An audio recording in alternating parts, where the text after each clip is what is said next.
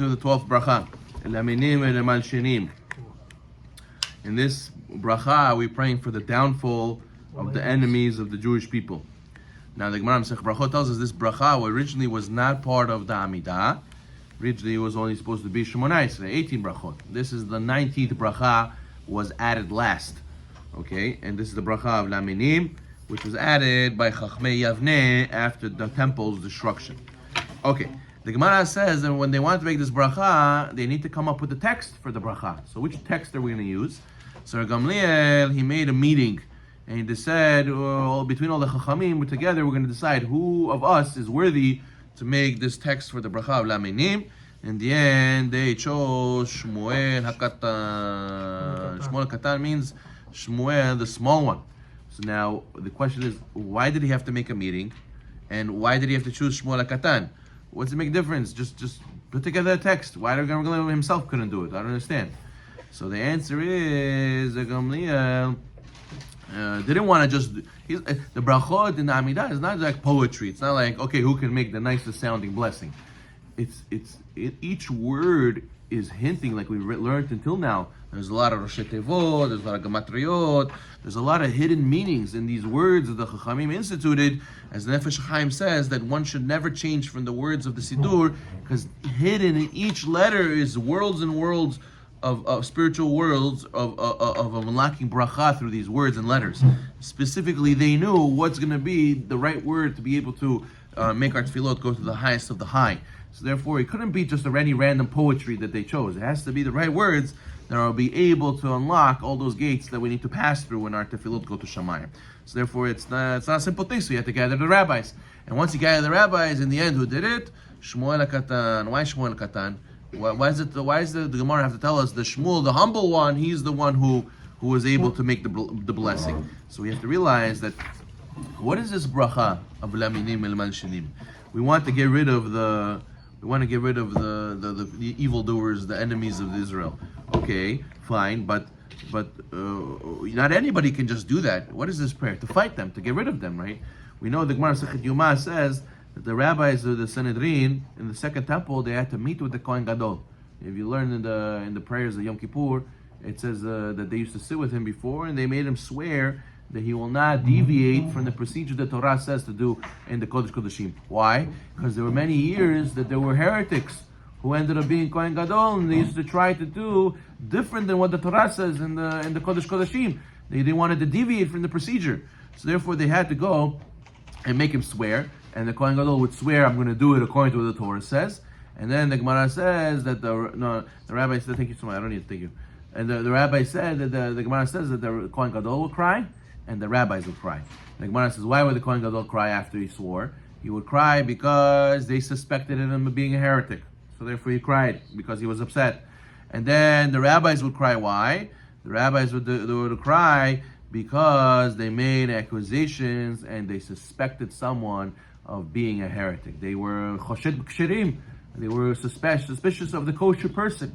So therefore, a person cannot, just willy-nilly put down others and willy-nilly, say bad about others. A person has to, do with the proper sensitivity, and he has to do with the purity of heart. So therefore, we learn this from this Gemara. So you see, even when you speak Lashon Hara letoelet, right, you shouldn't enjoy it and relish it when you speak Lashon Hara for a constructive purpose.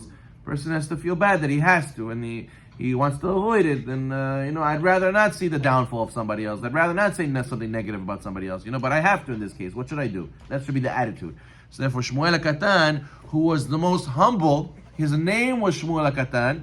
So therefore, that's why he was worthy of making the bracha, which talks about putting down others and getting rid of the enemies of Israel. Even though, right, the Midrash says when the Jewish people were crossing Yam Suf, when the Mitzrayim were getting drowning in the Yam Suf, the angels wanted to say Shirah.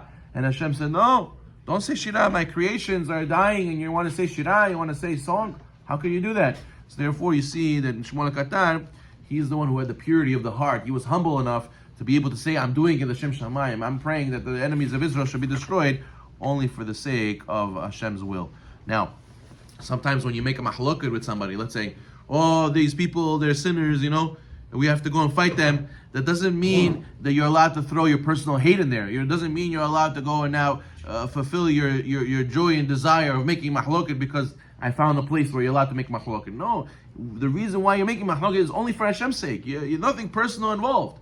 And that, you need a lot of humility to do that. Shmuel HaKatan was able to do that, to be able to make this mahloket against their enemies, but only do it l'shem shamayim. Laminim means the heretics. Heretics means that there's the Chas v'Shalom B'Gi Yasara, to deny the oral Torah, what the rabbis established as the law.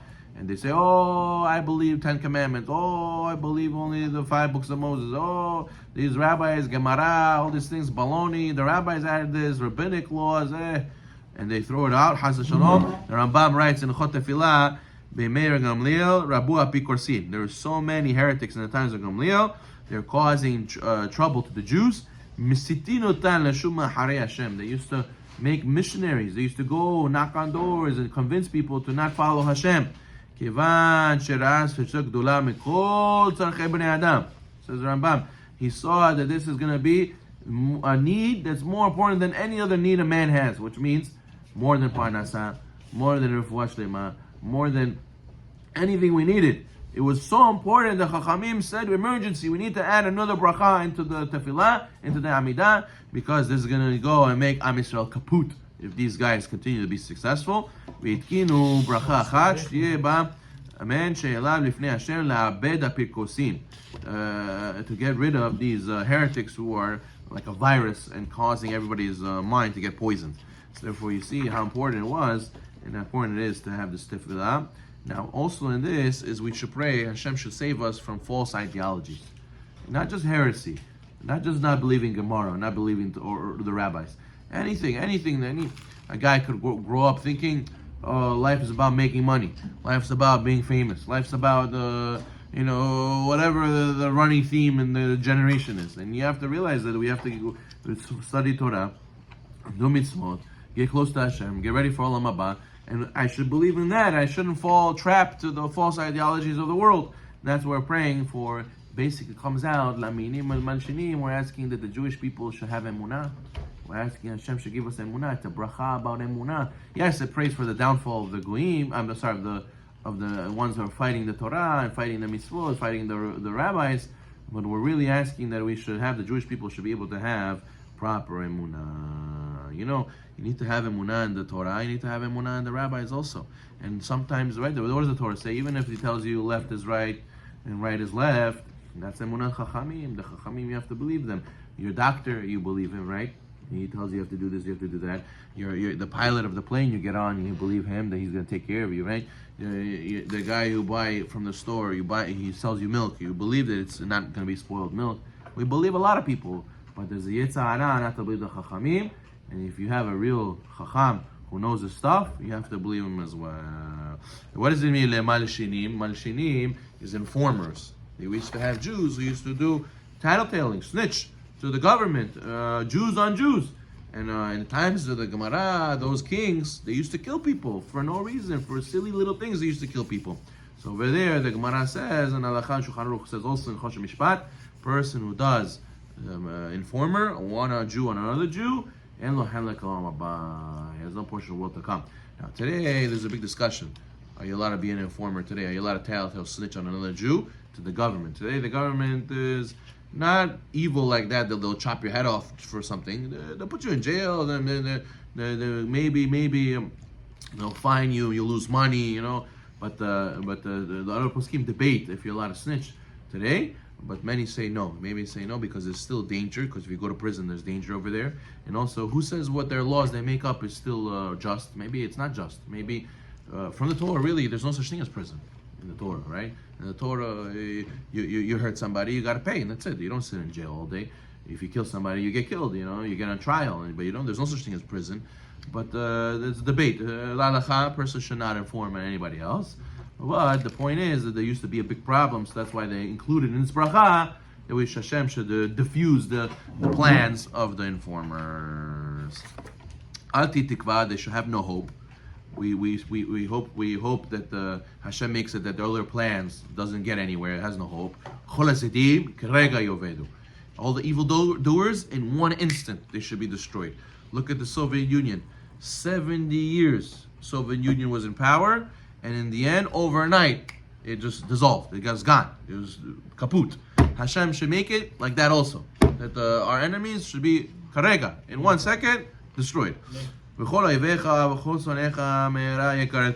All your enemies and foes shall be swiftly be eliminated. What does it mean?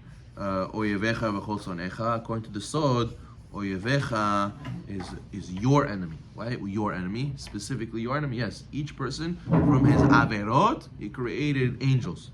Samech Mem makes angels. Samech Mem's wives make angels, and these come and try to take from you, to demand retribution from you, and cause you damage.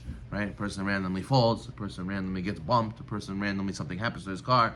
All these things is the Malachei Chabalah trying to get retribution from you. So he says, we're praying to Hashem, Hashem, all the angels from Samech Mem, get rid of them.